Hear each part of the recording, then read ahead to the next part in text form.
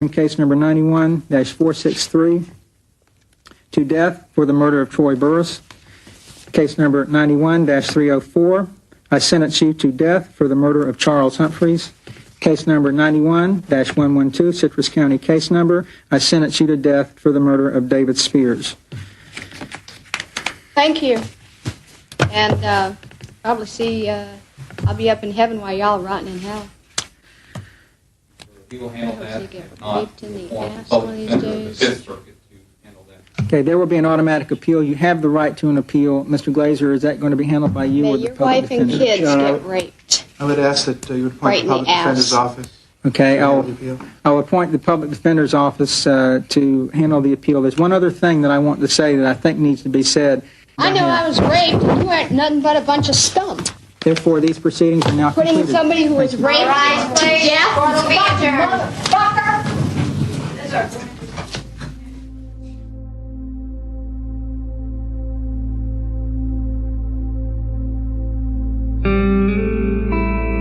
Aileen Wuornos was indeed sentenced to death for the murders she committed.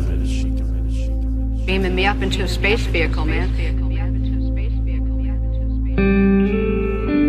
In her mind, these were all self-defense murders. Oh, you are lost, Nick! 7 men soliciting sexual favors, now dead. I was a hitchhiking hooker. It was the final wish of Wuornos for the children of the jury We're gonna have to cut this interview, Nick. I'm not going to go into any more detail. to be fucked in the ass.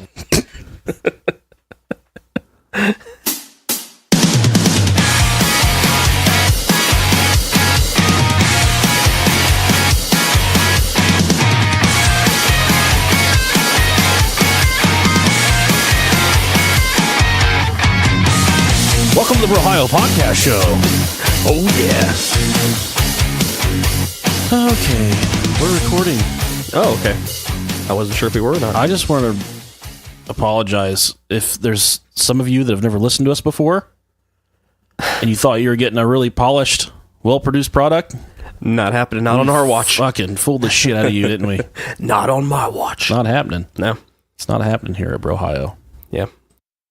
And as you can tell from that overly produced audio rendition, we're doing Aileen Wuornos today. Yeah. She's a hookin' prostitute serial killer. Mm-hmm. We're getting our true crime people something to listen to. Yeah. Because you got to keep the true crime people happy. Yeah. Because they're the ones that make the podcast world go round. There's not a lot of true crime podcasts to. There's not enough. I think someone should do a Jeffrey Dahmer episode. I don't think it's been done before. He's a good one. He was a good one. We got a lot of stuff here for you guys to start this episode. Yeah. We have an article about poop. Listen, it was not my goal when I started reading these newspaper articles for them all to be about poop. Hey, But it just keeps on happening. it's the news is appealing to us way too much lately. And then people keep on sending us poop stuff. Yeah. Why not? So, I say just keep packing the fudge, keep sending it to us. Yeah. Keep pooping. I sent out a bunch of stickers the other day. It's, I don't know. I think I probably sent out 20 or 30 stickers. Okay. Cool. And I put the y'all call on Instagram. I said, send us your address so we can come to your house and break in and take your valuables. Sure. And also tell us the worst place to poop your pants. Ooh. Okay. And people sent us tons of stuff about the worst places to poop your pants. There's people that said it would be terrible to poop your pants on your wedding day. Yeah. I think Janet said that the worst place to poop your pants is to do all your Christmas shopping on Christmas Eve, have it all, in the cart, and you're at Walmart, 40 people back, Oh man. and you shat your pants. Oh man. I think a plane ride would be pretty bad too. That'd be brutal, man. Yeah, plane ride? Yeah. I would just rock back and forth and waller in it. Especially if you didn't have like a lot of layovers, if you just had like one solid flight and you're just sitting in your shit. Oh no. Oh yeah, before let's talk about our New merch store. Oh yeah, brohiopodcast.threadless.com. Finally, so you can stop worrying about us sending you out the shirt Right. There's two different ways, two different designs. We have one design. right now. It's a black square with white Brohio Podcast. So you'll get the black square on the shirt with the white font. There's also the option to just have the black font Yeah, just the letters. on the shirt. Yeah. And that's why I was delaying the merchandise store, because we weren't given the option to have just the black text. Yeah, we didn't want people to just walking around with a big black block of blackness on their shirt if they didn't want it. So And we've already sold 4 or 5 things, like expensive things, I think, last time I checked. Tons of money. We're just getting rich off this. it's gonna be great. Actually, we're making less than $1 per shirt Yeah. So in the grand scheme of things. so don't yell at us about the prices. 'Cause we don't make those prices. They gave us the option. They said you can charge this much and make this much. I said, Right. I don't really want to make money. It's not really about making money. It's just about seeing our brand. If people want to show us off, then they can. The brand, man. And also, I would like to speak about the strange note that came to my house this Oh week. yeah, you told me about this I earlier. had a green envelope come to my house. I know it was one of you fuckers. Speak up. If I have to hold your piece. Maybe it wasn't. They just public information your ass, think- found your address, and sent it to you. I think it might have. It seemed like it was from a fucking jail cell. We only have one known incarcerated listener, and he's in Scotland. Yeah, he's in or Ireland. I think. No, where was it? Yeah, somewhere. Can't remember. He's not. He's from somewhere over there where they talk like this. Yeah. You can take my life. But yeah, You can't take my freedom. I would assume the battery in that phone's dead right by Yeah, now. it probably got stuck in someone's ass. Yeah. Write us, buddy. Please let us know you're okay. Let us know you're okay. Yeah. But this letter comes in a green envelope. It's got a tag in the upper left-hand corner. It says it's from Spokane, Washington, with a little Christmas tree. And then it's got my address with no name. I said, oh, someone sent me a Christmas card and didn't put my name on it. And There's no return name or anything. It's just Spokane, Washington. they didn't put their name on it. And Yep. I'm going to save you guys the reading of the entire letter. I don't even have it here with me. It's up in my bedroom. And my wife has parties when I'm downstairs doing the podcast. Guys come over in leather masks and shit. I don't want to go up there. You don't want to disturb him. Anyways, the letter, front and back, half of it's fucking handwritten, half of it's typed. And it goes on about this person has been fucking captured by the government. They're having mercury shoved in their face. It's for government experiments that I need to get the ones I love, the ones closest to me, Because we're in danger. and let them know that they're all in danger, that the government is using all this against us to kill us. There was handwritten notes about, there's Bible scriptures. Oh, man.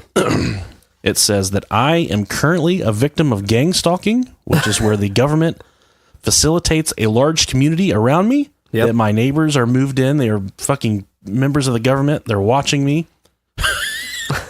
This goes hand in hand with last week. We launched an episode about Men in Black, Yeah. government conspiracy, I knew it was going to happen. our best download day ever. We were poised to break all of our records, Yeah. and then we get shut down for about 8 hours. Right. Just wiped off the internet. Yeah, that was a rough day because we were sitting there keeping in contact with each other like, man, look where we're at, and then all of a sudden it shuts off. And we Gone. are going to fucking die, according to this letter. They're using mercury. Well, at least they sent it to you. Maybe you're gonna die. They've implanted a computer chip in my neck already that I know about, that I do not know about. Itches pretty bad though, doesn't it? Yeah. If you guys would like, I will snap a picture front and back and I can upload it to Instagram or I think you should. just for everyone to fucking see it and laugh Yeah. at me. My wife's like, huh, you made your bed. Lay in it. That's not a nice thing to say. Now Nick has this big house all to himself. I'm trying so hard. She took the girls and got the fuck out. Oh, God. Yeah, so that's what I'm dealing with in my life right now. Also, earlier this week, Monday or Tuesday, I felt a god-awful illness coming on. Oh, okay. I started taking emergency and airborne, like ultra doses of vitamin C to try and thwart the sickness. I thought I was doing okay. It's finally catching up to me. I woke up with cold sores all over my nose. 30's gonna cripple you, My man. fucking left lymph node hurts so bad that I can't move my neck. Yeah, that's the worst. So I'm fading at this point. My body is fading. We had Greek gyros at work the other day. Yeah. It fucking shut me down for a day. So if any of you are Greek and you eat gyros every day, God bless you. Bowels of steel. Because I have shit black. It looks like a baby's first bowel movement. It's just black tar. Just black tar. Yeah. My body is just given up. I've felt my body just being cradled by the gentle, loving hands of Jesus, and he's ready to take me home. You're just being betrayed by your own body. He's taking me to be with Aileen. Sorry about that. We do have a new Patreon subscriber. Hey, thank you very much. Jennifer DeLeon. DeLeon. That's a very sexy name, Miss DeLeon. I very much appreciate you giving us money on the Patreon. Thank you very much. It is our ambition to buy condoms so we stop spreading bad diseases to one another and the people we make love to. Yeah, they would appreciate that. Even the ones we make audio love to, like we're doing with your name right now. Mm. And if Brohio is not enough for you this week, Goodness, featured on an article or on an episode of Hillbilly Horror Stories. Awesome interview. We had a good time. Talked to us for about half an hour. He talked about various stuff. Jerry's an awesome guy. Jerry Pauly and his wife Tracy. Yep. He said, "Listen, guys, I know some of you get offended. These motherfuckers are nasty. Don't like them. Fucking hang up the phone right now." He's a good guy. We had a good time. Check that out. It should be on their channel as of right now. Yeah. Once you hear this, it'll already be up. So he's our podfather. Yeah, he is. If one of us dies, he gets us. Yep.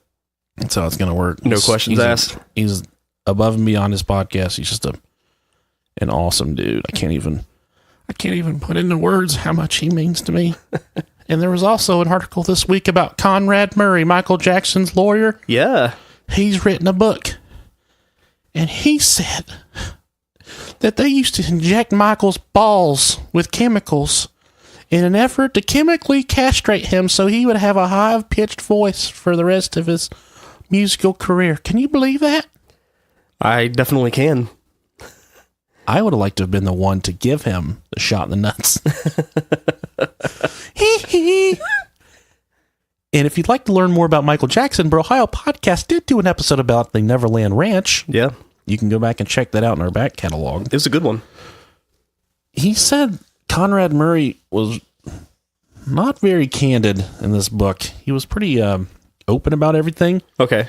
He said, "I would never leave my children alone with Michael." Oh, that's pretty sweet. That goes a lot. He was closer to Michael than anybody, I would have to assume. Is he the one that got He killed him. He's the one that killed him, right? Yeah. Gave him the sleeping serum. Yeah. Go to sleep, motherfucker.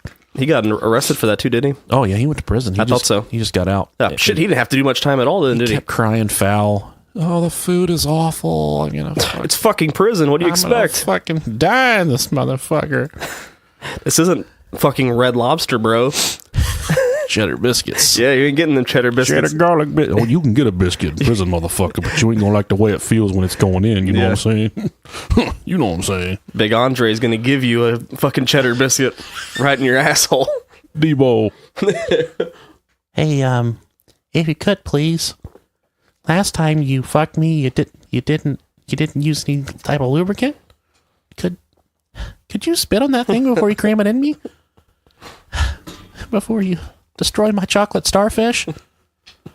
We've got the Barstool Sports here. An article by Jerry Thornton. Female Amazon driver drops off a package, then drops a deuce outside the house. This is our article for the week. And Rob does not have this article in front of him. So I'm sitting here going through my notes like, where the fuck is it? Oh, yeah, I got a 7-page here. So. You're surprising me.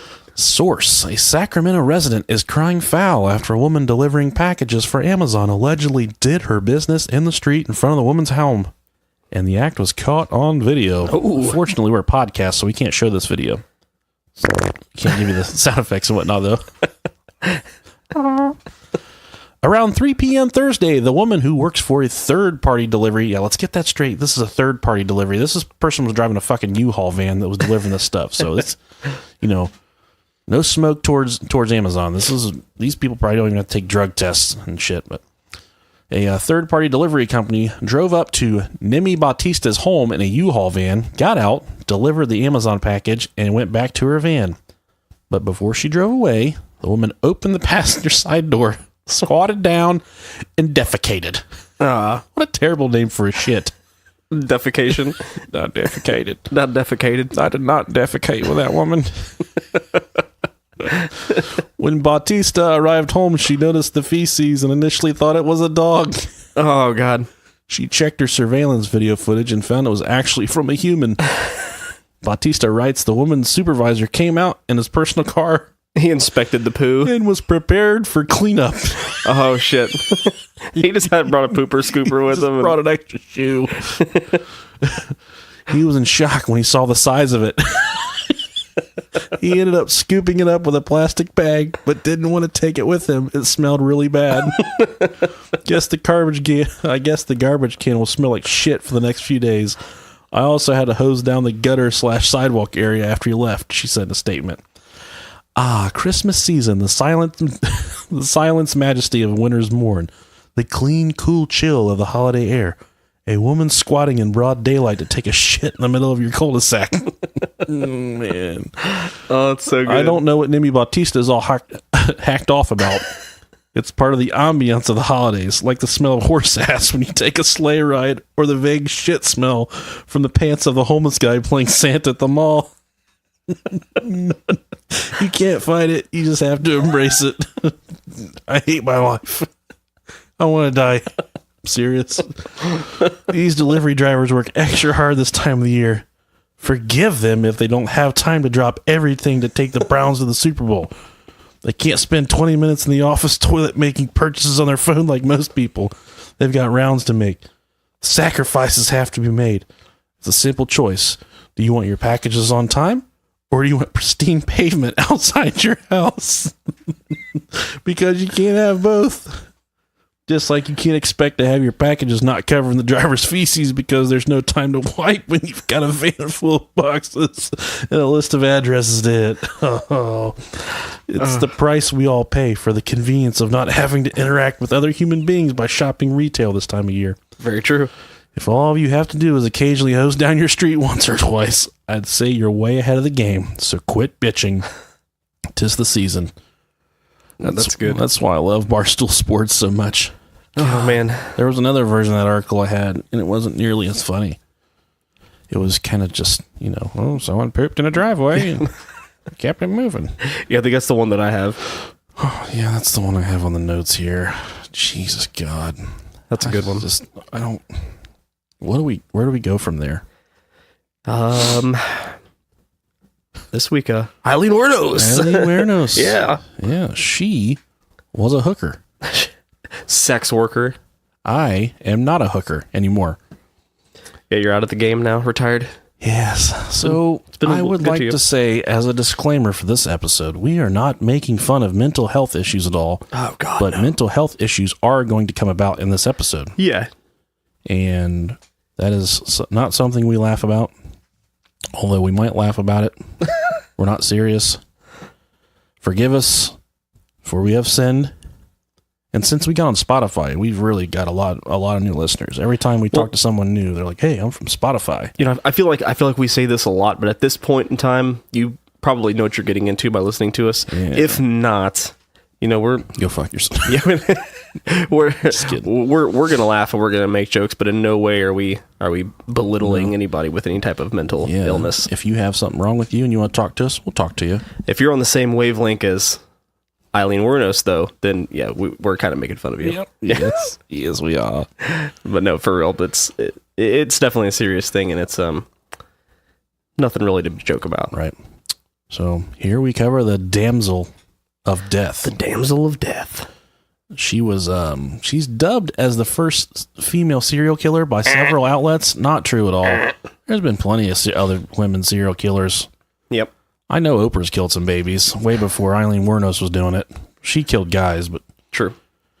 And I think Oprah's got a new podcast. If you guys want to go listen to that, it's got a lot of downloads. Of course, it's Oprah. It's Oprah.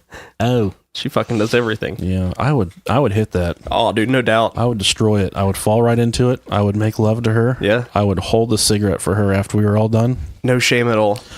I would braid her hair. I would shave her back just for a little bit of that cash money. rolling in that cash. Mm-hmm. You know what I mean? She's pretty wealthy. Yeah, I'm sure when she takes her pants off, it smells like an old ham salad sandwich too. That's a nice mental image there. It is. Aileen Wuornos was ultimately responsible for the death of 7 men. Wuornos, she was born to a teenage mother. Her name was Diane. She was also, her father was also a teenager, but her mother was between 15 and 16 years old. They kind of just gave her up. They had her, and they just gave her away. She had an older brother named Keith. Queef.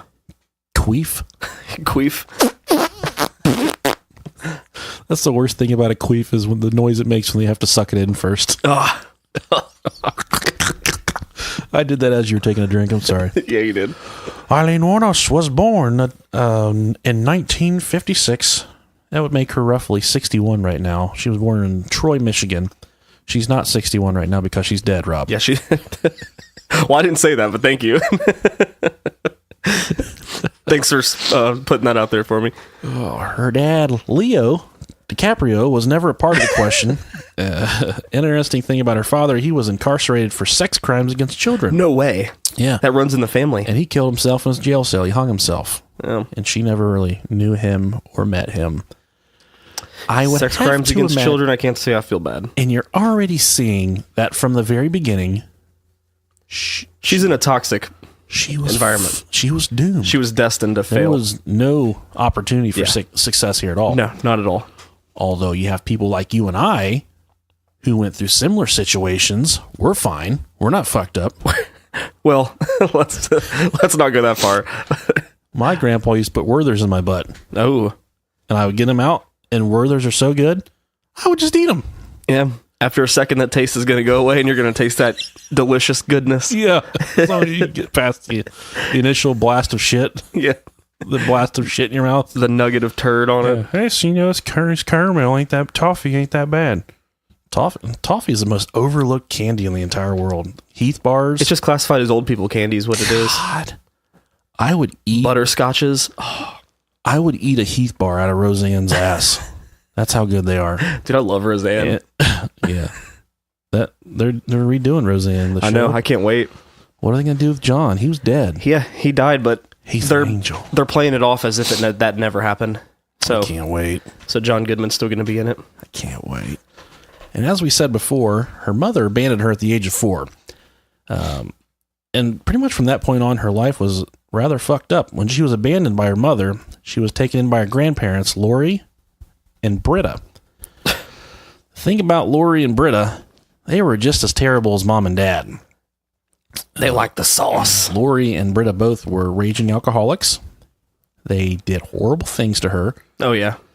Pretty much, Grandma didn't have a whole lot to do with the kids. She was kind of just kept things moving, I guess. But she was a raging out, and like they said, she was so much of a drunk she couldn't really function.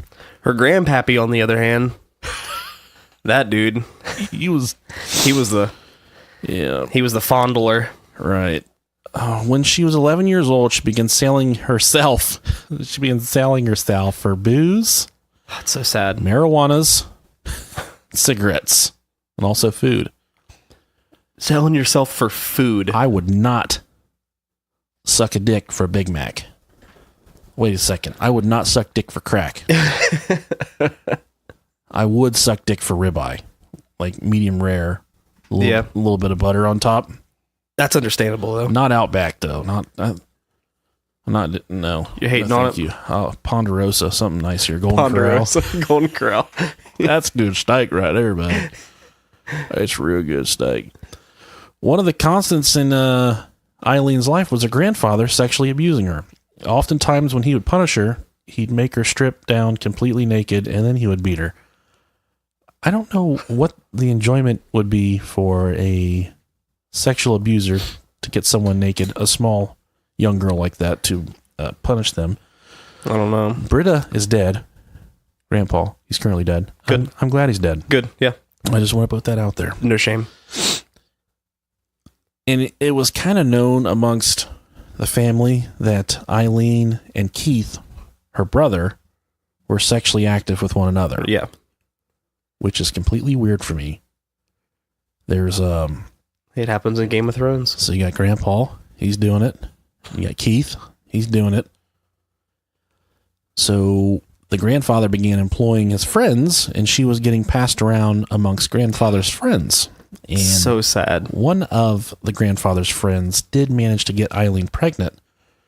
She did go full term with the baby. She had the baby. And in 1970, she gave birth to the baby boy. And she was 13 when she got pregnant. Yeah. So it's crazy. I'm trying to think about what I was doing when I was 13.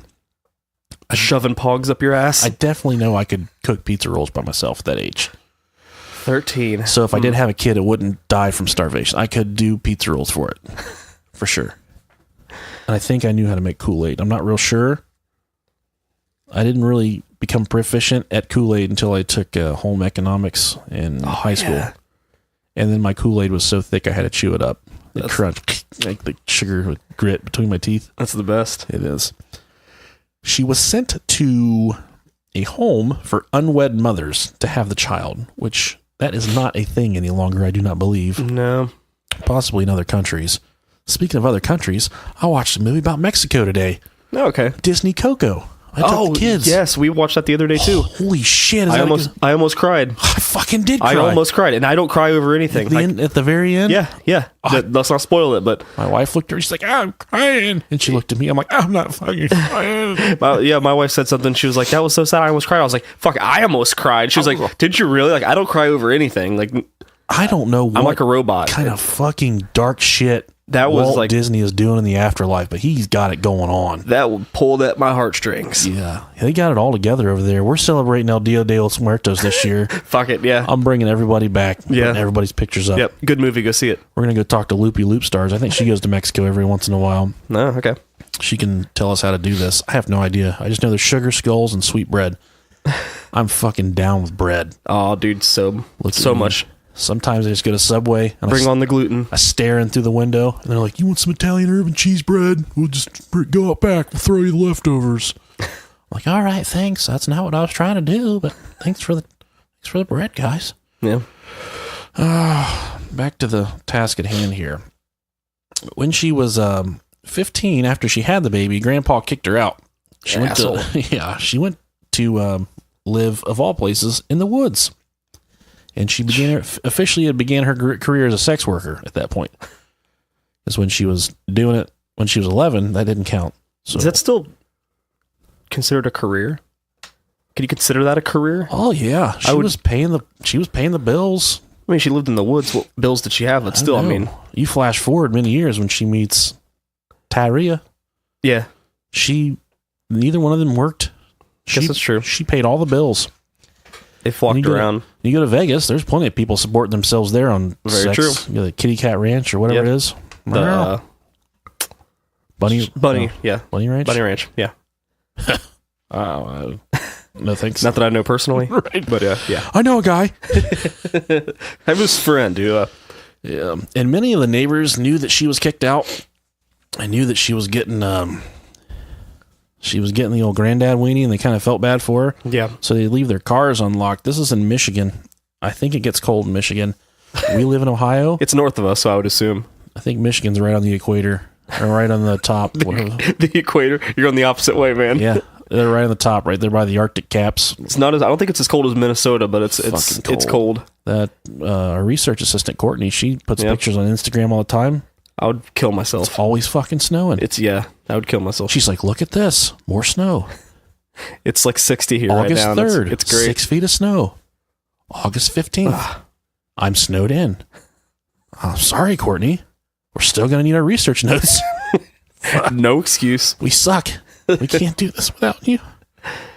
Yeah, like I said, the neighbors would leave their cars unlocked because it would get cold, and Aileen would get inside the cars, so she'd have Crashing them. some type of Some shelter. Some protection shelter. from the elements. She's like a stray cat. Yeah. Oh, it's so sad. They'd feed her meow mix and throw quarters at her when she's on the porch for too long. Let her clean the chicken bones.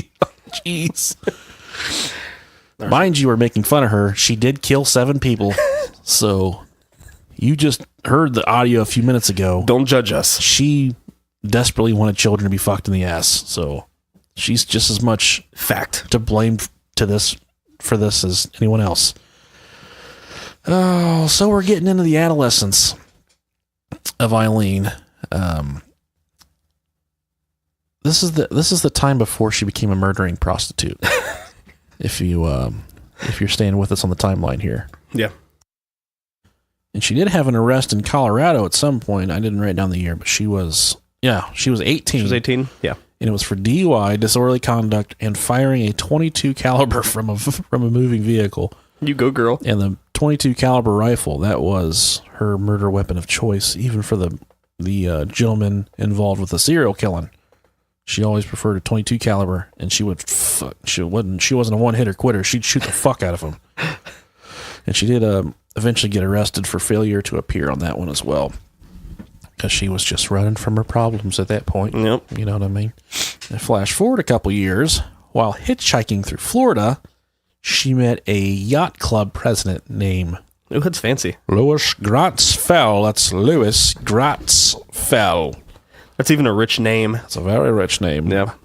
Hello, Aileen. I can't help but notice the open sores on your lip.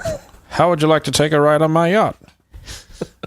And from all the interviews I watched Aileen Wuornos give, she probably said something along the lines of, how would you like it if I fucking get in there suck your fucking dick for about $20, you fucking old piece of shit? And then she just laughs maniacally. Fine, the aliens are gonna fucking kill all of us, and then you're gonna die too, you old piece of shit. She's a fucking lunatic. She's bad She's shit. nuttier than a fucking squirrel turd. Absolutely. I cannot express how crazy this woman was. And those two got married, didn't they? They got married, yeah. They consummated the marriage. The same year? Yeah, he was 69 years old. 69. Or they 69 or scissored on their wedding night. Ugh. His old saggy sardine balls just smacking her. Hopefully she got a chance to wash her ass. Old hooker ass. Oh.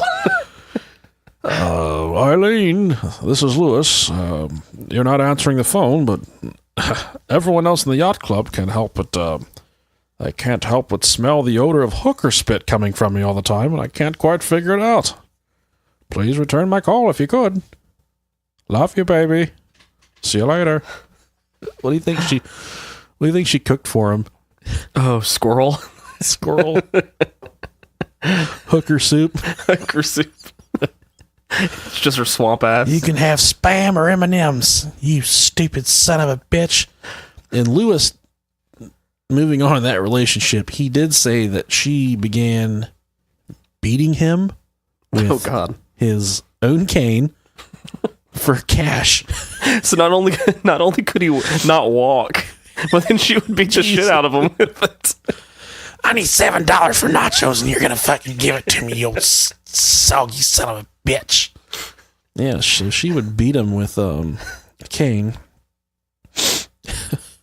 And he also said that once they got married, she did not stop acting like an asshole. She continued her, I should say, presence in the local bar scene. She was a veteran in the bar scene. She would fucking Jersey Shore it. She was going hard. She'd tear it up. Fist pumping. She's getting in fights every night. Bar fights every night. There was even one point she launched a fucking cue ball at a bartender and almost killed her. Like, just, I need something hard to throw at this bitch. Cue ball. Yeah, that'd fuck you up. Launched it. This eventually pushed Louis to the point where he secured a protection order against her. Whew. They got an annulment, and she moved back to Michigan, back to the cold weather. And this all happened in Florida. And she... your life is fucked up when you got to move back to Michigan. Back to Michigan from Florida. Yeah. God. Why don't you try it in Ohio? I mean, we got nice stuff here in Ohio. Yeah, we're all right. Try it. And in that same year, her brother passed away, Keith. Poor guy. And she received a $10,000 insurance check for Keith dying because she was the next of kin. She went through the $10,000 in 2 months. That's realistic. That sounds like me when I get my tax return. Right. Someone calls me like, I've got I've got 4 giraffes for sale. I'll take them. All 4. You need my credit card number right now? Because I can pay for those right now. Straight cash. Yeah, that'll be fine. Just go ahead and pay for those. The giraffes never come. At least it looks like she did pay her DUI fee. She did pay with that money. She did pay her DUI fee, and she bought a new car. It's probably a new used car. new to me. Right. It's very new to me. I've never had a brand new car. Me neither. They probably smell good, I bet. but I've met, I've met pretty people that have stinky private parts. Very true. So new cars might not smell that good. Yep. I always buy them gently used. New babies smell good. Oh, man, the best. They do. I don't want any more babies, though. Me neither. Hate kids. Yeah, they suck. At this point, she kind of settled down for a little bit. Excuse me. She met her one true love. At this point, she decided she was going to become a lesbian. Yeah. And that she was fucking destroyed by men enough. You would think. That she just swears them off. She would turn to find love with another woman. This is where, in most documentaries here, some they would call her Tara. Yeah, yeah. But it is written Tyria. So I like to call her Tyria. Tyria Moore. Tyria. And I'm just going to call her Tara if I street name's Tyria. And that's what I want to call her. Tyria. And in the bar scene, they called her Tyria, because she was just like the diarrhea, but she run right through you. She whip your ass. She tear your ass out. She run right down you, right down your legs. Right down your leg. She'd have you balled up in the floor, begging for mercy, because she was diarrhea. So hot, she'd leave a mess in your pants. Her hair was so spiky. You touched it, you'd shit diarrhea. She did have a She nice had head of hair. She had a spiky mullet. Yeah, it was pretty. She had a Nick 1997 bowl cut. Those were the days. And Tyria was very instrumental in all the murders. She knew about all of them, and she did absolutely nothing. We'll cover more of that once we get to the killing and whatnot. But Tyria was a hotel maid in Daytona. And they met in a Daytona Beach gay bar. If I were a gay man or a lesbian, I would probably try and find love at a gay bar. Why not? All kinds of people looking for the same thing I'm looking for. And I can't help but feel that if I were treated by women the way that Aileen was treated by men, I would probably seek love with men. I would probably turn gay as well. Yeah, at that point, what the fuck do you got left to lose? She was completely just abused. Yeah. Destroyed, wrecked, however you want to say it. From the instant she came onto the earth, like we said, she was kind of doomed, but... The only seemingly good guy she ever met, she beat the fuck out of. old, I don't even remember his name now. Louis. Oh, Louis. Louis Fowl. Louis Gratis Fowl. I can't help but notice you've got my cane shoved 3/4 of the way up my asshole. Could you please remove it? I wonder if she took his cane when she left. All right. Aileen, I'm gonna need my cane back. I'll fucking leave. It's been 6 weeks and I haven't been able to get off my yacht. But I'm taking this ivory walking stick with me, you son of a bitch. It's the walking stick from Jurassic Park. It's got a mosquito in the end. I hide my embryos in a can of Barbasol. Yeah. But there was they were living together, Aileen and Tyria. They were both arrested on July 4th, 1988 for assaulting someone with a beer bottle. But here's the thing. It's July 4th. Right. You live in fucking America. You're proud of your new girlfriend. You're going hard in motherfucking paint. You're out partying. You're throwing back Colt 45. You're just sitting there YOLO swagging. They got Coors Light, $1.99 per bottle. Just throwing them back. You just got $10K for Brother Keith dying. And partying. You're just fucking going hard. Someone gets up in your shit. Gotta lay him out. And you say, who the fuck are you? You know who I am? My name's Aileen. This is Diarrhea Tyria. You know why we call her Diarrhea Tyria? Show her diarrhea. Because she'll run right through you. And you know what I'm going to do with this beer bottle? I'm going to cut your neck with it. Shove it up your ass. Sideways. And I'm not taking the sticker off either, so it's all going to stay together. All jagged and shit. Yeah, they were arrested on July 4th, 1988, celebrating freedom. They were living together, and Aileen was supporting both of them solely on her prostitution wages. You go, girl. That's a bad bitch. You go, girl. She can come pay my bills, too, if she wants. I would live with a prostitute as long as I didn't have to pay bills anymore. Man. I just make her clean herself a lot. Two things I love. Crab money and fucking. No, I wouldn't be doing any of that because I don't want my dick to fall off. Crabs jump 3 feet. Fucking science, bro. I've told you before, I'm a scientist. Yeah, you've mentioned that once or twice. I know this stuff. And at this point, it was like a kettle rumbling on top of the stove. She's ready to explode. She's ready to shoot her man-killing load everywhere. She's just ready to fucking kill all the guys. And in 1989, November, she squashed her first dude. Oh, okay. Richard Mallory was the first victim. Poor guy. Albeit he was a murder victim, he was a bit of a shitbag. Yeah. Okay. Wuornos used a .22 caliber handgun to kill Mallory, which, like I said before, was kind of her MO, was the .22 cal handgun. Very cheap, effective weapon. The round fits her nice feminine hands. Yeah. Although Tyria Diarrhea, she strikes me more of a shotgun gal. Yeah. But the .22 caliber round, it penetrates and it ricochets inside your body, causes all kind of destruction. You know what I mean? Nice and hollow. Yeah. Wuornos claimed that it was an act of self-defense, which everything I've read probably was in this instance. Yeah. And I think that kind of gave her the preconceived notion that it was okay to kill anyone that was trying to have sex with her at that point. Because that's kind of what she did. Anyone that... she had 7 bodies in 1 year. I don't know how many tricks a hooker turns in a night. If you are a prostitute and you're listening to the Brohio Podcast Show and you would like to be interviewed, reach out to us, brohiopodcast@gmail.com. Facebook, the Brohio Podcast. We got a new Facebook group. Yeah. Brohio Podcast Group. Butt Chuggers Anonymous. All kinds of filthy stuff on there.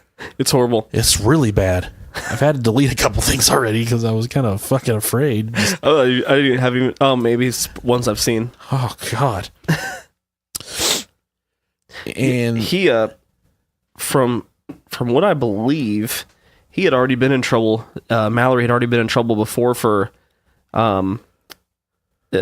he tried to rape someone back in Maryland as well. I think what I read is he did, and then it was pled down to attempted rape. Okay. But he was convicted of that crime, but he was a raper anyways. He was committed to a mental institution instead of going to prison. Right. So anytime you're convicted, but you still go to a mental institution, he's a fucking nut job. Yeah.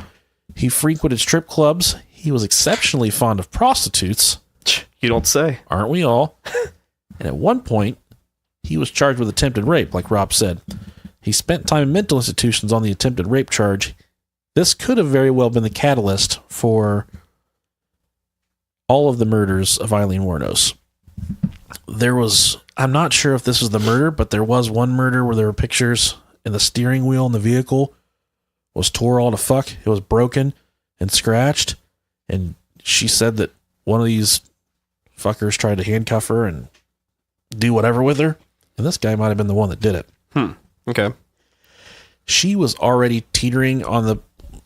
She was a diagnosed psychopath. Yeah. So I would have to imagine at this point, with all the drugs she was using... She was a damaged soul. She was... To put it mildly. She was an Amazon return for sure. I do not want this. I'm sending it back.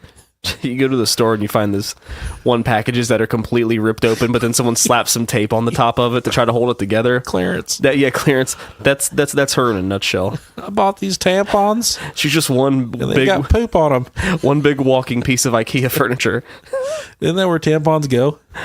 In your butt? in your butt. If you're a guy, I guess. Yeah, that's where I put mine. My I had my coins there.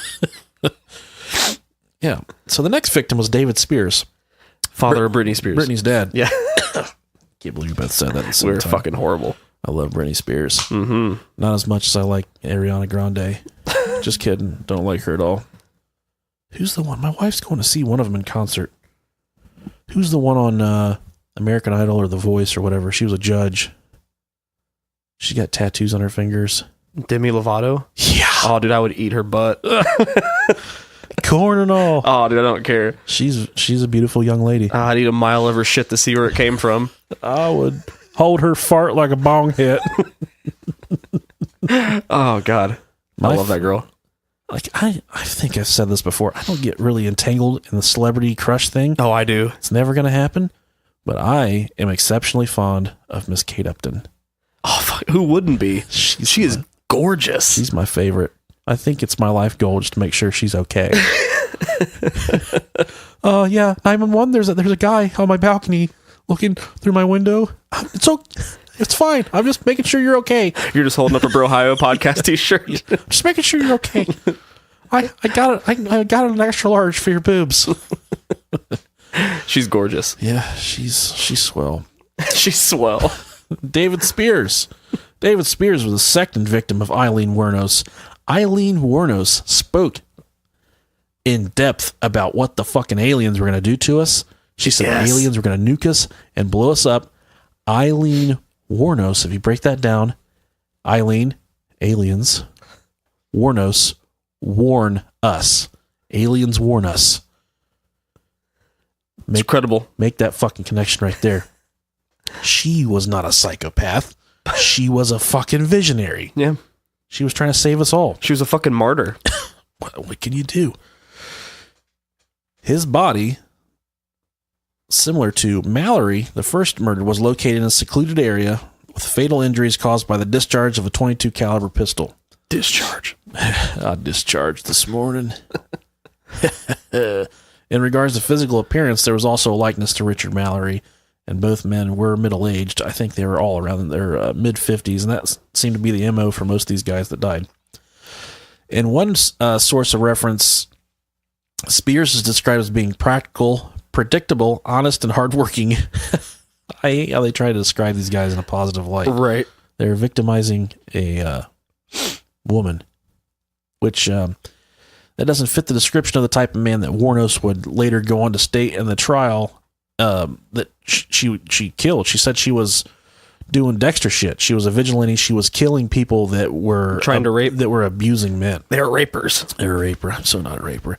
I'm so not a raper. And some people say it doesn't imagine that David Spears would be capable of doing something like that. He was divorced, but he was still fully financially supporting his ex-wife. Sometimes you don't have a fucking choice. Sometimes the state's like, don't worry, bro. Yeah. We'll get that out your check for you. We got you. Yeah. So some people say, he couldn't did that. He was too good of a guy. And I have some quotations here from Aileen about, she made little snippets about each victim. So these are quotations from Aileen. She says, I thought, what the hell you think you're doing, dude? I'm going to kill you because you're trying to do whatever you could with me. And I shot him. I shot him through the door, and then he was went back, and I went right through to the driver's side and shot him again. And he fell back, and that's all I remember on that one. That's all I got to say about that. She sounds like she drinks a lot of Mountain Dew. She sounds like she probably had it in her baby bottle, like me. Right. I'll let you cover this next douchebag. You're gonna give me the fun fucking name. Yeah.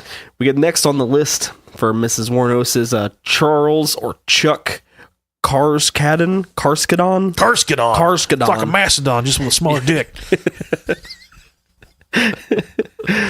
Now, oh my God. just, falling in line with everybody else, he was shot with the 22 just the same as everyone. Of course, once again, she claimed that this one was self-defense as well. But later, she did recant and said that, it was just cold-blooded murder. I shot that I just wanted to kill him. Shot him dead. He showed me his balls and I shot him. She shot him and just kept shooting. What if, with all this overabundance of sexual harassment going on right now, like Louis C.K. that said he would just whip his wiener out and just start jacking it in front of jerking people? it? Yeah.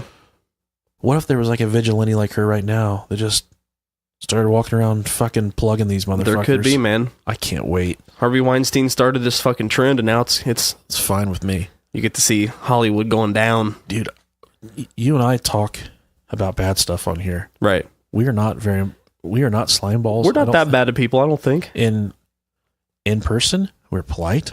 Yeah. We don't stare at people's chests. Well, unless it's my wife or Rob's mom. I am very happy that all these women are coming forward with this stuff. And just, there's nothing worse than fucking dudes that do this shit. I fucking hate it so much. I think I may have said this before in an episode, but I mean, it's like shit. Corey Feldman's been talking about this shit for years. Yeah, it's just but with kids, it's just a carousel of shit. Yeah, in Hollywood, man, these people just. It's nice to see the domino effect. Yeah, everything trickling down. They think they can do whatever they want. Although we elected a president that just wants to grab them right by the pussy. Well, they're just words. They're just words. It's just guys, just locker room talk. You know what happens to me in the locker room? I'm getting dressed, and some old man walks over and puts his leg up on the bench, and lets his danglers, his chicken neck, just fucking flap in the wind, flop around right in front of me. Like, hey, what do you think about the 60 degrees today? It's December 2nd, December 3rd. What do you think about that weather out there? I would like it if you tuck your fucking prostate back in, buddy, and then we could reevaluate, and then we could fucking talk. How about that? Get your balls out of my face. That's a good request. I'll let you talk about Peter Siemens here. Peter Siemens. All right, next we got Peter Siemens. Peter Siemens. Now, his body was never found. Peter Seaman. Peter Seaman was never found. His name was actually Peter Siems. Yeah, Siems. S-I-E-M-S. Peter Siemens. He, poor guy, he was never found. He was actually a deeply religious, easygoing, and considered a real gentleman. He was 65 at the time of his death. And when I used to work at the police department, they would do these prostitution things, and there were always guys that would always have Bibles.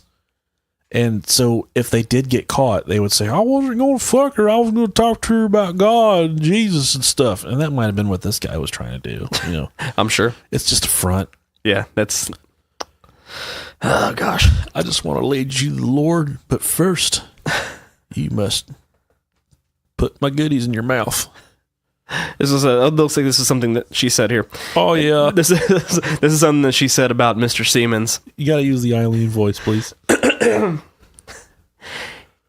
He tried to get the gun from me and stuff.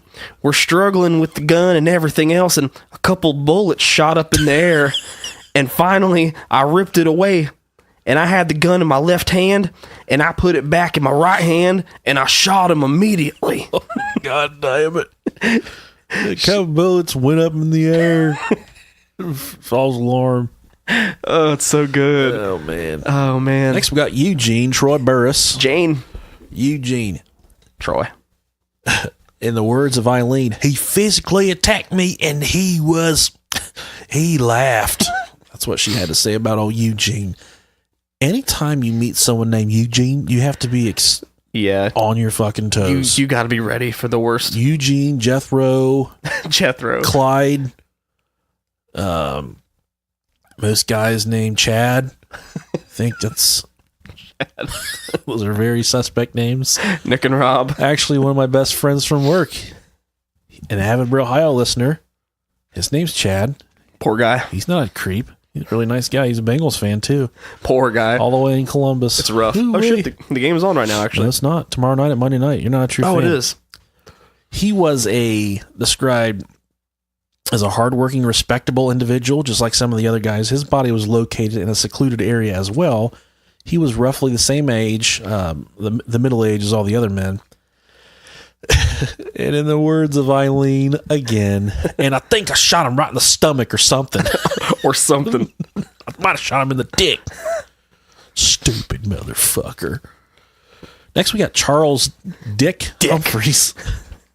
This is his recount here is all just her talking. So Yeah, this is the best. I guess when they're asking about, Like what happened with him. they're asking about this victim, Yeah. she just went off the fucking deep end. He really got under her skin. If I made $130, I'd take $30 and give it to diarrhea, the rest to pay the bills. She always told me, get a motel with a swimming pool because it's so boring here all day long. So I found a place with 2 swimming pools, a shuffleboard, a lounge, and a store with beer. The problem was I wasn't supporting her as richly as she wanted. She always wanted a brand new car, a rented one. She wanted nice clothes. She wanted an apartment with plush furniture. I've got to have my things, she said. So materialistic. I brought home about $300 every 2 weeks. But where's you out? Constantly talking to all these men, staying up. Jaws are getting tired, man. $300 every 2 weeks. I could eat $300 That's worth of rough. food right now. Right. And they're living in hotels on this shit. Jeez. That's not cheap, man. No, that's a rough life. Old Dick Humphreys, he died from 7 gunshots to the body. Poor guy. That was kind of her thing. She'd just start cracking off rounds. She would not stop. She just goes Super Saiyan and just fucks the dude up. I'll let you cover. Let's go to Gino. We got Walter, Gino, Antonio. He's the last one. Yeah. And here's what she says about him. When we were struggling with the gun and everything else, again, he fell to the ground and he started to run away. And I shot him in the back, right in the back. Shot him in the buttocks. And Antonio, he was a hard-working individual who worked also as a police officer in the reserves. Get on the ground, do it now. Blue Lives Matter. Yep. Would a man of this disposition be capable of carrying out a vicious attack? The answer is, does not seem likely. Following the recent discoveries of the victims, later established as being murdered by Aileen Wuornos, the police were identifying the links between the various crimes. Now, the final victim of Wuornos, Gino here, was discovered in a secluded area with fatal injuries sustained as a result of multiple gunshot wounds from a .22 caliber pistol. Now, things started to fall apart for the two as they weren't doing a good job covering their tracks. Stupid bitches. The final straw was when the final victim was found. Walter, he was found on a logging trail in Dixie County, Florida. Dixie County. No, Dixie County. And his car was located. They took his car. His car was located 5 days later across the state in Brevard County. There was also an incident where they wrecked one of these individuals' cars. I don't have it in my notes here. They wrecked one of these guys' cars. Yeah. They tried to get it out of the fucking ditch. They got it out of the ditch. It still wouldn't run. But they wrecked it right in front of this old lady's house. And this old lady walks outside and says, what any old lady would say, do you guys need any help? You need help. Are you okay? And then Aileen, all fucking cooked on meth, just, we're fine. Just whatever you do, don't call the fucking cops. What the fuck the first thing you're going to do? Call the fucking cops. Yeah.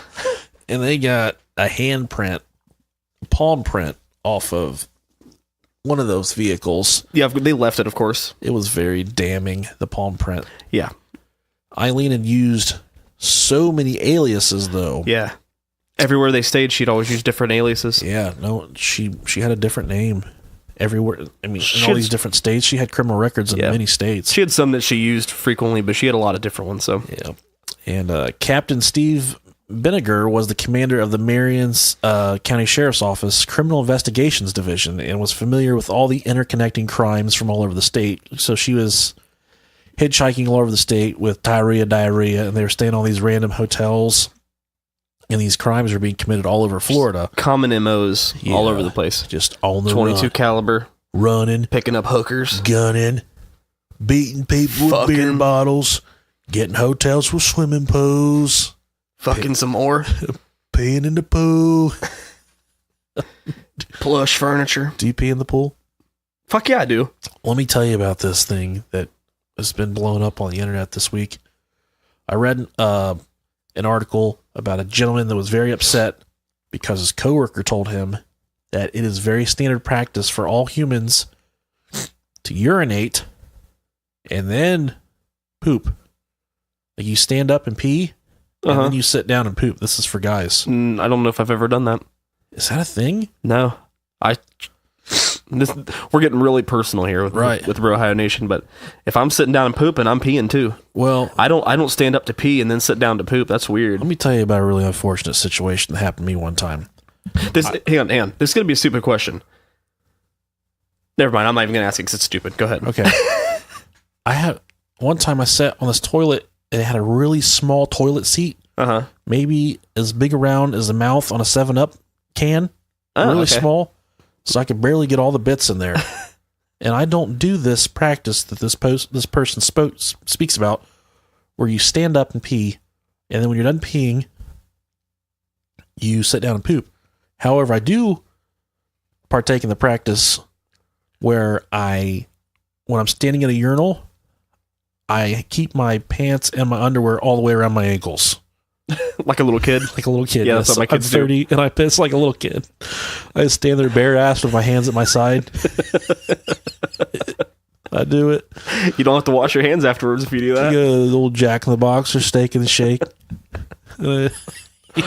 You just hope someone walks in. I just start shaking it when I'm done. I don't touch it.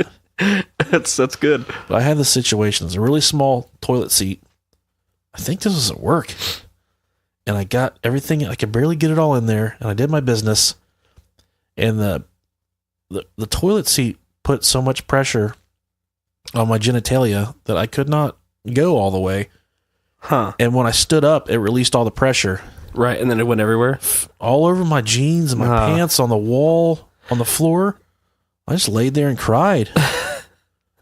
I naturally took my pants and underwear off and cleaned them off in the sink.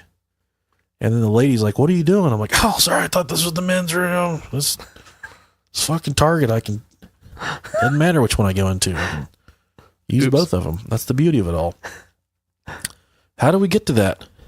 How do we get to what we were just talking about? I don't know. It's a good question. The captain that we were speaking about from the sheriff's department, he turned to the media and put out the all call for these people because from the incident where they wrecked the vehicle, he knew that he was dealing with 2 women. Yeah. As their MO was to kill men. It's because they crashed the car. We all know women can't drive. Well, I know one of them looked like a Bigfoot with fucked up teeth.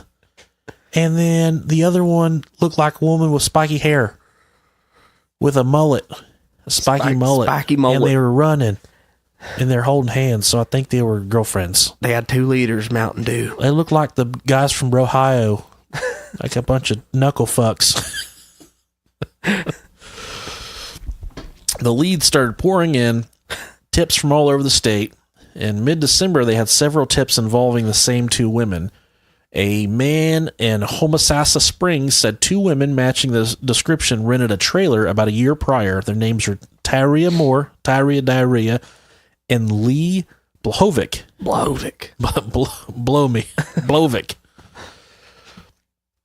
But the best hit came from Port Orange near Daytona. Police were tracking movements of Lee Blahovic and Tyria Moore and gave detailed movements. They gave pretty much a step-by-step where they're at between September and December. I mean, they followed them for a really long time. They stayed primarily at the Fairview Motel in Harbor Oaks, where Blahovic registered as Cammy Marsh Green. That's a nice name. Cammy Marsh Green. The driver's license checks revealed that these were 2 real people, but they both lacked criminal records. So anytime you're looking for you're trying to profile a serial killer, normally there's a prior criminal record. Yeah, there's something. You don't just graduate to serial killing right off the bat. Even Dahmer, who kind of kept to himself, he went to prison for some pretty bad shit and got out. Yeah. I can't remember what it was. Yeah, it's been a minute since it was we did rape. It was rape of an underage individual, I do believe. But the Cammy Marsh Green alias, she made a boo-boo. She pawned a camera and a radar detector and left, which I guess this is customary in Florida, a mandatory thumbprint behind at the pawn shop. And whose camera and radar detector was this? These items belong to Richard Mallory, who Dun, was dun, dun. the gentleman who was first murdered. He was the one that she always claimed actually raped her. Yeah. Or attempted to. There were also some tools pawned in another area belonging to David Spears, Britney Spears' dad, Dad, that she murdered. People are really going to think that we're being serious. Yeah. I think we did have a review like, these guys don't fucking know anything about shit. They don't give the facts. We're just joking with the truth a little bit, you know? Yeah. We got twisted a little bit. And the AFIS, the automated fingerprint identification system, hit on the thumbprints, but it came back to an outstanding weapons charge on a Lori Grody. There was a woman named Lori Grody that was involved in Eileen's life. I don't know what her relationship was, but she was in several of the documentaries. I watch these things when I'm tired, so I don't remember. I'm sorry. There were several responses from surrounding states confirming that this was an alias of one Aileen Wuornos. So at this point, she had implemented herself. She was in trouble. She was going to she's going to go to prison. But they needed something. On January 5th, 1991, two undercover officers. I didn't even write down their real names. Yeah. Because their undercover names were Bucket and Drums.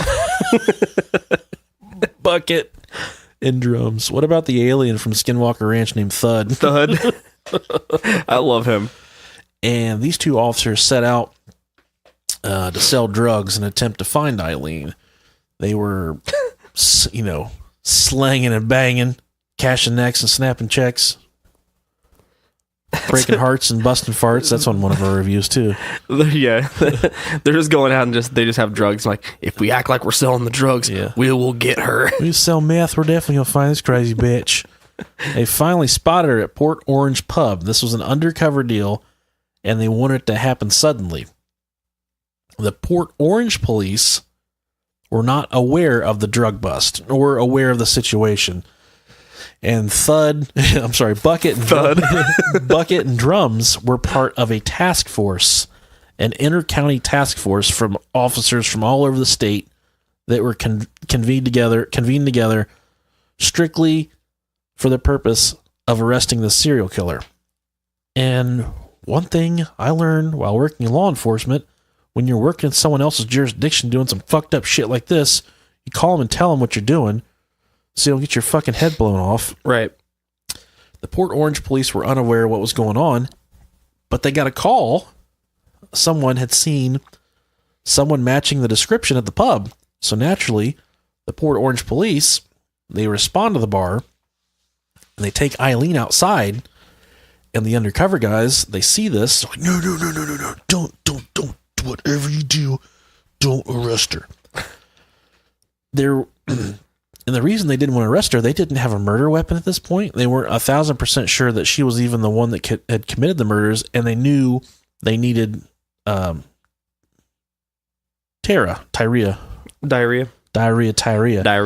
They knew they needed her for the rest of the investigation. So they called Port Orange. They called dispatch. They said, whatever you do, don't arrest her. Please stop. I think they just wanted the glory for themselves. Yeah. That's all it was. Yeah. They've been fucking chasing her down for so long, and they finally had her. But that might not have been the case because they did let her go. They said, under no circumstances should you arrest this woman. So, flash forward a day, at a biker bar, Bucket and Drums. Such good names. They were chatting it up with her. They said, let's go back to my fucking motel, get cleaned up, baby girl. I fuck you raw, girl. I'll take you back there. I give you your weekly $300. I want you to lick my butthole. And he's going to suck on your neck, but he's going to wear a scream mask. Is that okay? Drums has gotten tired of licking my butthole. Yeah. I can't get him to do it anymore. Can't get no one to touch Bucket's dick. And she said, you know what? That sounds good. Let's go back to your motel so I can get washed up. When they walked outside, the task force was waiting for her. They arrested her. She was taken into custody on an outstanding handgun warrant, not for the murder of the 7 Johns that she fucking killed. Shortly thereafter, they also found Tyria living with her sister in Pittsburgh. Tyria agreed to help the investigation in exchange for immunity. She's a fucking narc. Tyria, she went back to Florida with the police to a motel with the plans to work on a confession from Wuornos. I think we do have a clip of that, so it might get dropped in here. I'm not sure. I may not have it. Whatever. I'll find it. But we'll drop it on it. We'll drop it on in here for you. Moore made numerous calls to Wuornos. This was like a 3-day process, I do believe, in an attempt to clear her name. She was kind of begging for mercy, you know? Right. Like, yeah. They're coming to my house. They're coming to my sister's house. They're trying to think I did this shit, Aileen. She was doing what she could to make sure that, They don't know that you're talking to aliens. she was trying to get her ass safe. And then she dropped the fucking... This is a dick move. She's like, I'm just going to fucking kill myself. And Eileen's like, don't kill yourself. I mean, I did it, obviously. Don't kill yourself. But she went straight for the gullet. She was getting out of that. And even whenever she went to court to testify against Aileen, they said that she would not even remotely look in the direction of Aileen. That she did her wrong. She double-crossed her. Aileen was desperately seeking some kind of, just any kind of emotion from Tyria, and she wouldn't give it to her, which is kind of, to the day she died. And I'm sure that drove her crazy. Aileen just stood by Tyria, just unwavering love for her. Crazy. After all the shit she ate for this. Right. And to the very end, she's just like, that's my true love. She's my one and only. Well, I hope I can love like that someday. Yeah. Not today. After the 3rd day, she finally confessed to the murders. She claims they were all in self-defense. Right. She did say that in the phone calls. Yep. That all the men were trying to rap her. Trying to get her sweet goodies. Trying to get the rap on. I'll let you take the trials here. Yeah, going to the trial here. Trial started January 14th of 1992. This is when Wuornos went on trial for the murder of Richard Mallory. This was the first victim. Now, this trial lasted until January 27th, and she was convicted for the murder with help of Tyria's testimony. Diarrhea. Excuse me. Now, during the sentencing, psychiatrists for Wuornos testified that she was mentally unstable and had been diagnosed with borderline personality disorder and antisocial personality disorder. 4 days later, though, she was sentenced to death for this murder. And some quick facts here. Eileen's final words. I'd just like to say I'm sailing with the rock, and I'll be back like Independence Day with Jesus June 2nd. June 6th, I'm sorry. June 6th, like the movie, the big mothership and all, I'll be back. And Aileen was the 56th murderer executed in the United States in 2002. She was the 10th female executed since 1976. That's not gender equality at all. Women are just better than us. I think she was the second in Florida. Speaking in the terms of gender equality, I firmly believe that women are just better than us. They're fucking so much better at stuff that we suck at. Yeah. Like, they're not as strong as us in most instances, except for Jessica, Pretzel Logic. She's a fucking freakazoid. I don't know. We have the major sports, and then they have everything else. Right, which I don't even like sports that much anymore. I don't either. Kind of left me. But the way they take care of kids, and they're just superior at making food. That's all I really want. I want good food, and I want the fucking kids to leave me alone. And the fact that they can take care of both of those makes them completely awesome. Hey. Keep the kids away. She was the second female murderer executed in 2002, and the second female murderer executed in Florida since 1976. That's what I thought. She was granted there was a couple appeals processes she was going through, and she kept saying, look, Quit putting me through this fucking shit show. I'm ready to die. Get me the fuck out of here.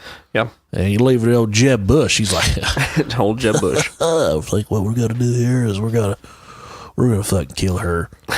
Send her to a chamber.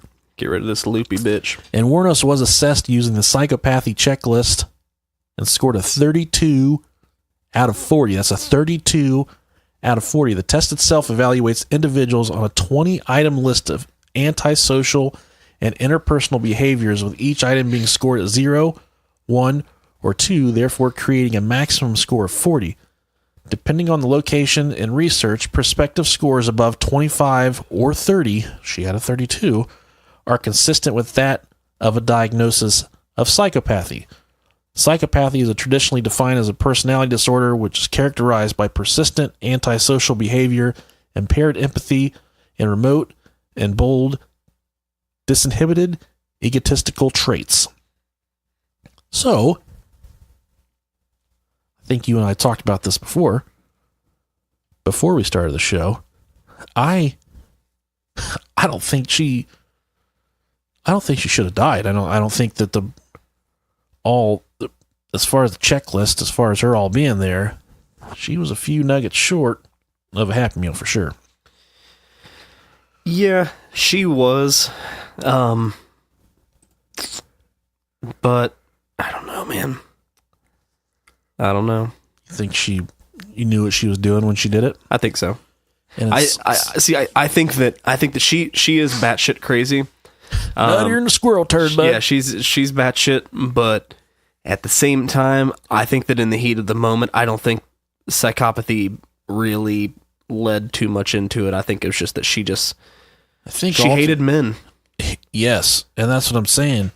And she wanted to, take out as many as she possibly could. She was on a Dexter-like tear, man. Yeah, it may have been anybody that, could have exhibited any type of personality that's similar to her, her grandpappy, or right, because it's always older men. Someone that she did not sexually driven. She did not kill any innocent people. Right. Everyone she killed was in the act of a criminal. They were in the act of being a criminal. Right. They were using her as a prostitute, which is a crime in itself, not punishable by death anywhere in the United States. Yeah. It's frowned upon. It's definitely frowned upon. It's definitely frowned upon. Hookers are nice people. They don't like to be called hookers, too. I do know that. Sex workers. Yes. Working girls. Yeah. They work hard for their money. And the catalyst of her grandpa and her grandpa's friends doing all those things to her, that is a very fragile age to be. Yeah, it's your type of things. Your formative years. Exceptionally formative. Yeah. And I think she didn't have a chance from the very beginning. It's just an instance of someone completely falling through the cracks, where she was in an institution at one point of unwed mothers. Yeah. She's 13 years old, 14. Two people shit out a baby that shouldn't have ever shit out a baby. Yes. She had the baby, and they just fucking okay, you had the kid, get the fuck out of here. There should be some type of process for someone. But this is the 70s. This is free love, rock and roll, right. Dude. They know what the fuck they were doing. All kinds of stuff going on like that. Going back to the trials here. On March 31st, 1992, she pleaded no contest to the murders of Dick Humphreys, Troy Burris, and David Spears. She says, which we've already gotten into, though. She says, I want to confess to you that Richard Mallory did violently rape me, as I told you, but these others did not. They only began to start to. They only began to start to. Now, in May 15th, 1992, she was given 3 more death sentences for these individuals. I saw a sound clip of her like, what the fuck is one more? I don't fucking care anymore. Right. In June 92, she pleads guilty to the murder of Charles Karskadon and received her 5th death sentence. Oh, yeah, what's one more? Fuck it. The defense actually would try to present evidence, that Mallory had been tried in Maryland for the intent to commit rape, which we've already gone over a little bit.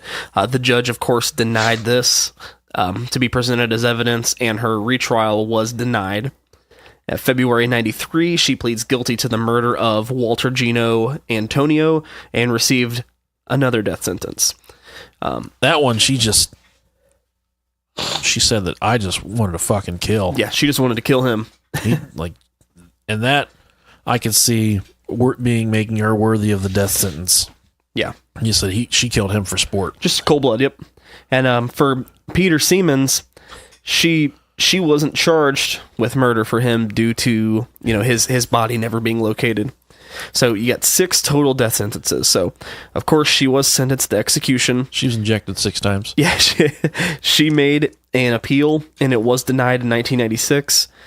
In 2000... She kept firing her lawyers and shit, and the state was putting her through mandatory appeals. And she's like, "No, I'm good. Just get me the fuck off this planet." Yeah, I think we said earlier also that she petitioned the Supreme Court, the Florida Supreme Court, for the right to fire her counsel and to stop all appeals. Like, she was just done fighting. She said she wanted to die. She says, "I killed those men, robbed them cold as ice, and I'd do it again too. There's no chance in keeping me alive or anything because I'd kill again.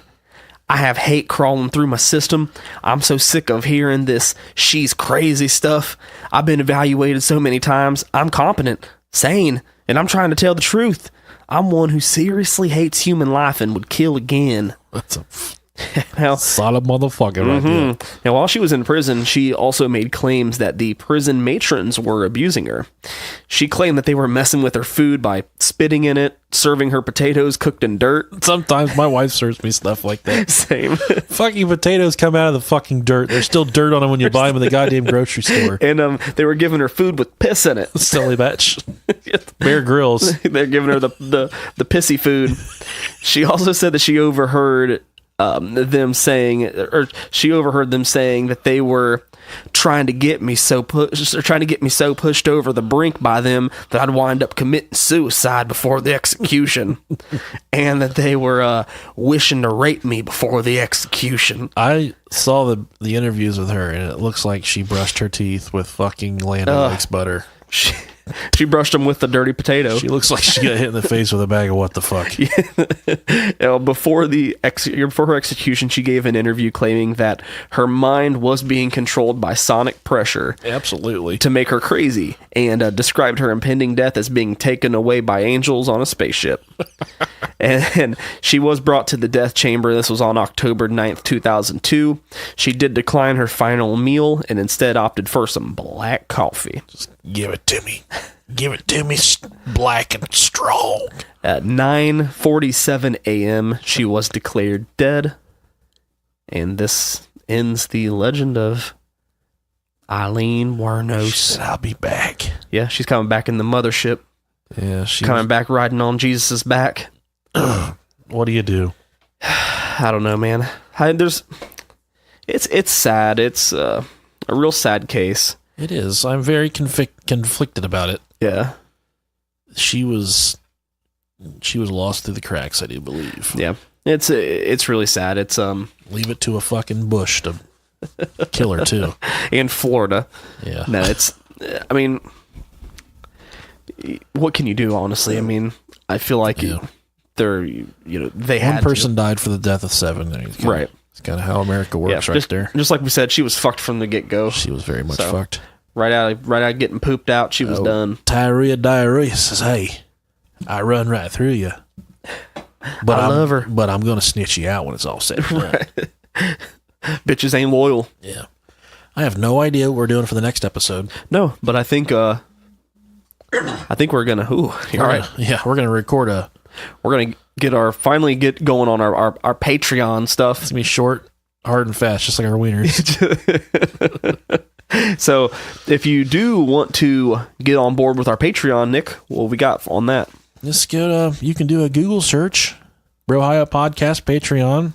I think it might be brohiopodcast.patreon.com, something like that. Or / Patreon.com. If you do a Google search, Brohio Podcast Patreon, Nick and Robin starting their podcast. Look them up. Once again, we can check out our new store for our Threadless. Oh, yeah. So we got some merch there, and you can fully customizable too. You can even get some shower curtains, some coffee mugs, fucking butt plugs, everything. Rugs, toothbrushes, you got it all, man. We're going to get ones with our faces on them. It's going to be pretty sweet. Dildo. Yeah. Get a dildo with Brohio on it. That'd be pretty tight. So we're not fucking your ears. We can fuck whenever you put a dildo in. Any orifice. It'll go in all. So thanks for listening, guys. Thank you guys very much. We'll let you know whenever we figure out what the next one is, and we love you.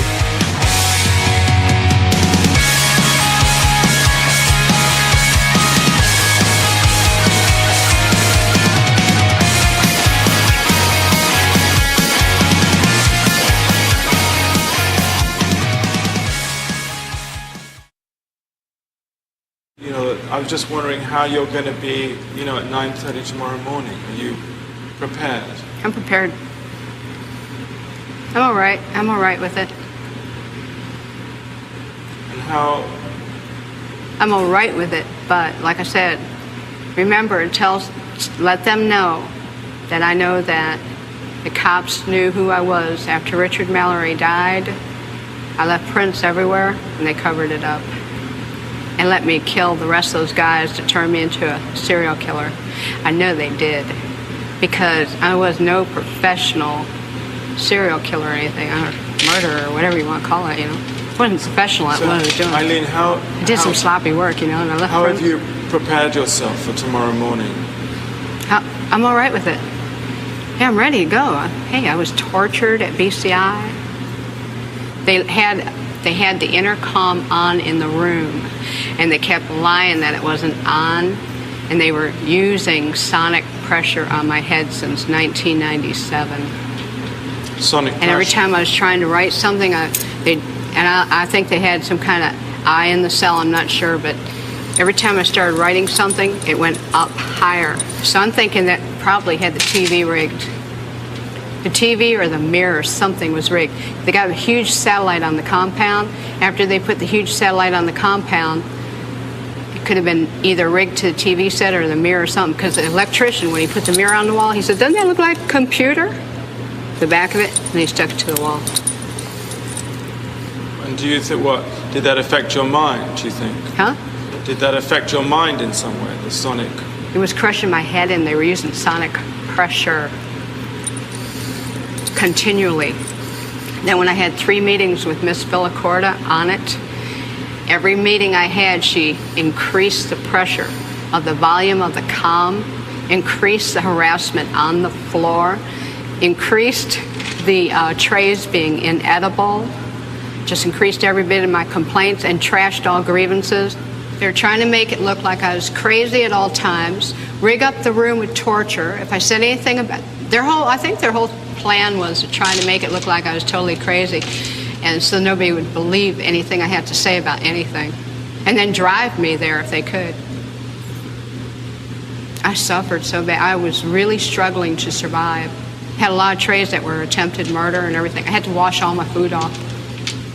And then one day I didn't wash my food off, and I was sick for 3 weeks, almost died. But you're okay now. I'm okay. I'm okay. God is going to be there. Jesus Christ is going to be there. All the angels and everything. And, you know, whatever's on the beyond. I think it's going to be more like Star Trek, beaming me up into a space vehicle, man.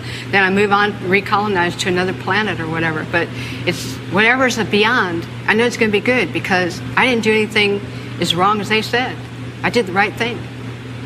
And I saved a lot of people's butts from getting hurt and raped and killed, too. So are you saying that you killed in self-defense or in cold blood? What do you, because you've changed your story. I'm just trying to What are you talking about?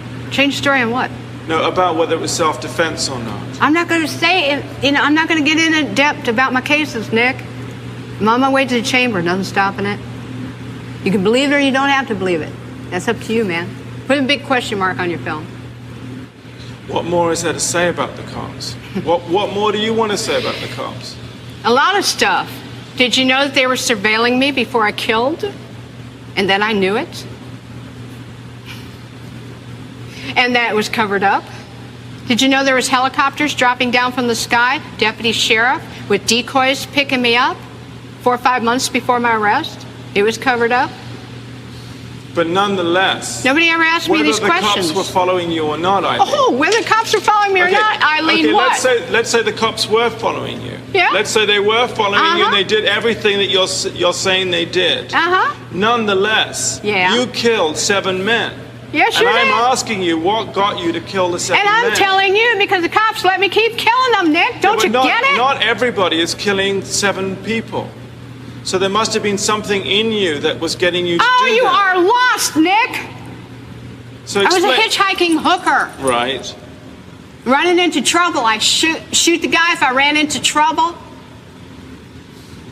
Physical trouble. The cops knew it. When the physical trouble came along, let her clean the streets, and then we'll pull her in. But how That's come why. there was so much physical trouble in because it was all in 1 year. 7 people in 1 Oh year. well. Oh well. But why not say now? Because I'm out of retaliation for taking my life like this and getting rich off it all these years in total pathological lying. Yeah, thanks a lot. I lost my fucking life because of it. Couldn't even get a fair trial. Couldn't even get a fair investigation or nothing. Couldn't even have my appeals right. You sabotaged my ass, society, and the cops, and the system.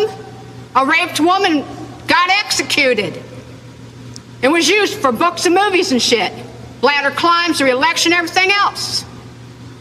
I got a big finger in all your faces. Thanks a lot. You're an inhumane bunch of fucking living bastards and bitches, and you're gonna get your asses nuked in the end. And pretty soon it's coming. 2019, a rock's supposed to hit you anyhow. You're all gonna get nuked. You don't take fucking human life like this and just sabotage and rip it apart like Jesus on the cross and say thanks a lot for all the fucking money I made off of you.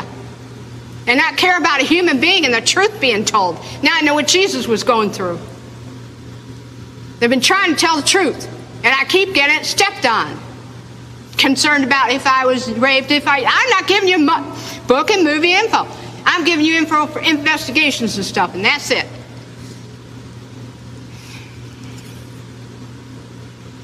We're going to have to cut this interview, Nick. I'm not going to go into any more detail. I'm leaving. I'm glad.